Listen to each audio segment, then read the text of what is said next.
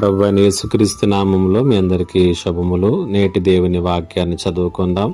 1 సమూయేలు గ్రంథం 15వ అధ్యాయము 21వ వచనము. అయితే గిల్గాలులోని దేవుడైన యెహోవాకు బలి అర్పించుటకై జనులు శపితములకు గొర్రెలలోను ఎడ్లలోను ముఖ్యమైన వాటిని తీసుకుని వచ్చిరని సమూయేలుతో చెప్పెను.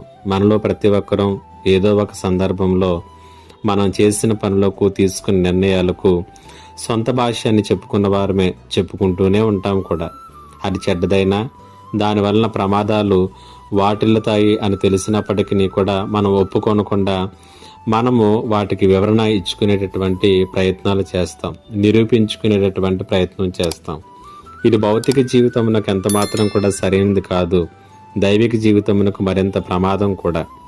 మనము చదువుకున్నటువంటి వాక్య భాగంలో దేవుడైనటువంటి యెహోవా రాజు అయినటువంటి సౌలును అమాలేకీయుల మీదకు యుద్ధంలోకి వెళ్ళమన్నాడు. అక్కడి నుంచి ఏదీ కూడా సజీవంగా తీసుకుని రావద్దని చెప్పాడు. యుద్ధమునకైతే వెళ్ళాడు, కానీ దేవుడు చెప్పినట్లుగా యుద్ధాన్ని ముగించలేదు.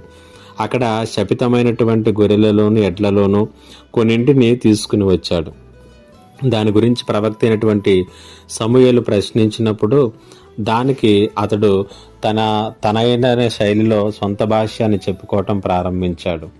ఇక్కడ 21వ వచనం అన్నాడు, ఇవన్నీ కూడా నా కొరకు కాదు, ఈ శపితములైనటువంటి దానిలో శ్రేష్టమైనటువంటివన్నీ కూడా దేవునికి బలివ్వటానికి నేను తీసుకుని వచ్చాను అంటూ ఆయన వాటికి వివరణ ఇచ్చుకునేటటువంటి ప్రయత్నము చేశాడు.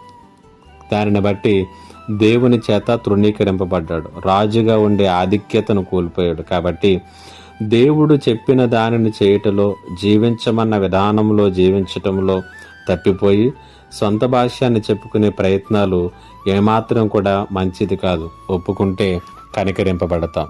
పరిశుద్ధాత్మ దేవుడు ఈ మాటల చేత మిమ్ములను దర్శించునుగాక. ఆమేన్. ప్రార్థన. మహోన్నతుడైన దేవా, నీకు వందనాలు. అనేక సందర్భాల్లో మేము తప్పిపోయి వాటికి మారైనటువంటి శైలిలో వివరణ ఇచ్చుకునేటటువంటి ప్రయత్నాలను ఎప్పటికైనా మానుకొని దానిని మేము ఒప్పుకొని విడిచిపెట్టి కృప పొందుకొని కృపలో ఎదిగే భాగ్యం దయచేయమని యేసు నామములో అడిగి వేడుకొనుచున్నాను తండ్రి. ఆమేన్.